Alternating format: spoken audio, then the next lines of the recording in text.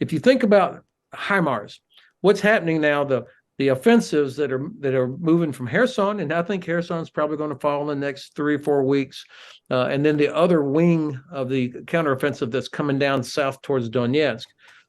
Both of these are headed towards Crimea. So we would say all roads lead towards Crimea. And once they get HIMARS in range of the Russian bases inside Crimea, then I think it's just math after that. My word. Let me ask you first about Russia's accusation that the Royal Navy attacked the Nord Stream underwater gas pipeline and talking about retaliation. The Kremlin is calling this an act of terrorism. We're used to, inflated and false claims from the Kremlin. What do you make of this? Well, this is another one of those inflated, false claims. It's like the whining that comes out of the Kremlin is incredible for a world superpower. The amount of whining about all manner of things, and they're shooting in every different direction in order to distract or confuse us, almost to numb us to all of these various false claims. And I guess the speculation, the worry, is that these claims are a precursor to some sort of real action, maybe some sort of escalation by Russia, and that will be the case again, I guess. Well, I think in the past I would have been more worried, but because of what the United States and the UK and other countries have done in terms of sharing intelligence here over the last several months, the Kremlin has been exposed so many times that they just have zero credibility when it comes to any of their these sort of claims. I mean, nobody believes anything that comes from them anymore. Now, what about the blockade of the Black Sea ports by the Russian naval forces? And Vladimir Putin told the Turkish leader Erdogan today Russia might consider letting grain exports resume. I wonder what your thoughts are on that. I mean, since the Russians withdrew their recognition, their support for the deal to allow food shipments through, nothing has really happened. How do you see this playing out?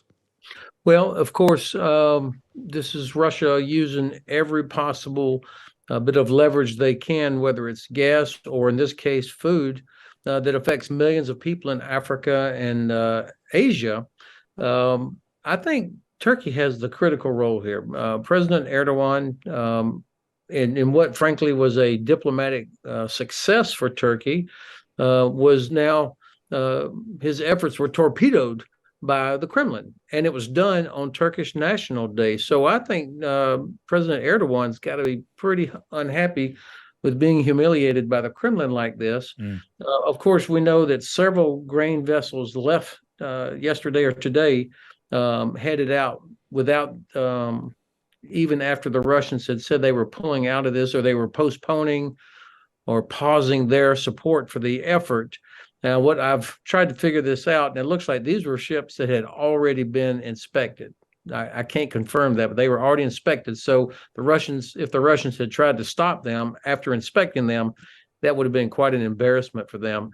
At the end of the day, the Russians can't stop these vessels. And I think Turkey and Ukraine and actually the United Nations are calling their bluff. I mean, the Black Sea Fleet is hiding around Sevastopol because of what Ukraine has been able to do with anti-ship missiles. And now, of course, what we just saw, different types of drones.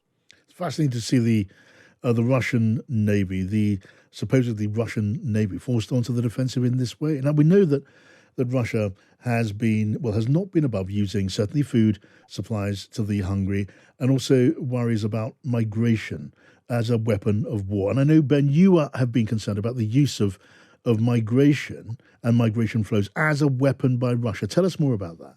So it was actually General Breedlove, former SACEUR, who I first heard use the phrase weaponization of refugees, which is what Syria, with Russian support, was doing by using chemical weapons against their opponents inside Syria, putting millions of refugees on the road towards Europe. And now, of course, what they're doing by attacking what the Russians are doing by attacking the power infrastructure across all of Ukraine, I mean, specifically targeting the power generation capabilities, making Ukrainian cities less and less inhabitable as winter approaches. Potentially, you're looking at another 1 or 2 million Ukrainian refugees going into Europe. This would not be a surprise to the Russians that what they're doing would cause that kind of effect. And of course, this is all intended to put pressure on Western governments so that they will lose the willingness to continue supporting Ukraine. And do you judge that Russia has the capability to do that sort of thing? I mean, do they have the ordnance, the drones and the missiles at their disposal to force people to flee their cities and cause a migration crisis on that sort of scale? That's a great question. First, the Ukrainian people, of course, have demonstrated an amazing will to resist. So they're not concerned about if Russia uses a nuclear weapon. They are going to figure out. They're going to deal with this winter. The Russians have expended an enormous amount of ordnance against civilian targets, civilian infrastructure, and I'm talking, of course, precision weapons, cruise missiles. We know that they're running low on those stocks. They can't keep doing that. The part that for which I cannot account is the drones coming from Iran. So we're going to have to figure out a way to disrupt that flow. If those continue, then the Russians will be able to keep launching strikes against Ukrainian civilian targets. And at some point, we have to change our policy about allowing or enabling Ukrainian forces to strike targets inside Russia, because that's where a lot of these drones are being launched. Yes. Tell me again, in your judgment, Ukraine or Russia, who will be best placed to, as it were, deal with and cope with winter conditions as winter sets in, to come through that coming winter in best shape? What are going to be the factors that decide that?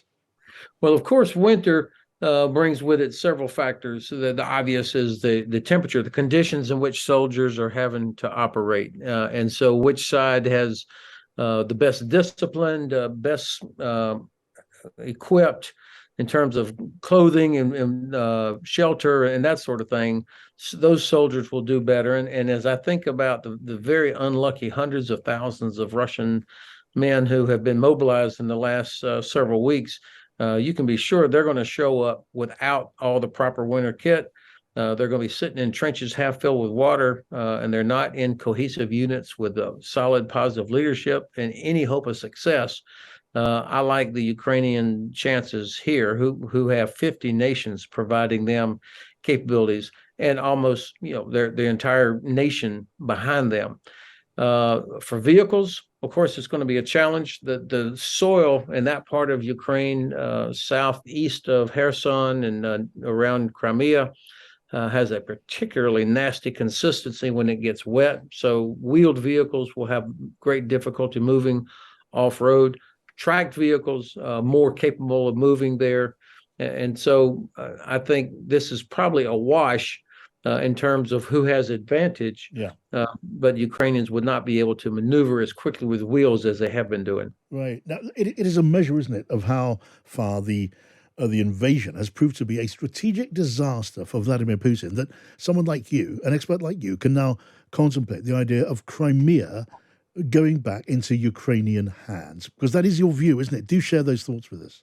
Yes, I believe that Ukraine will have liberated Crimea by the summer, and I believe that because I see we've talked about the will, who has the superior will, the Ukrainian soldiers and Ukrainian people compared to the Russians. The logistics situation for Russia is terrible. The Kerch Bridge being damaged. The Russians now are trying to improve the route that runs along past Mariupol in order to resupply their forces in the southern part of Ukraine. And their logistics system was already weak, I would say exhausted, even before this. And now they're adding a couple of 100,000 of troops that are just going to be another burden.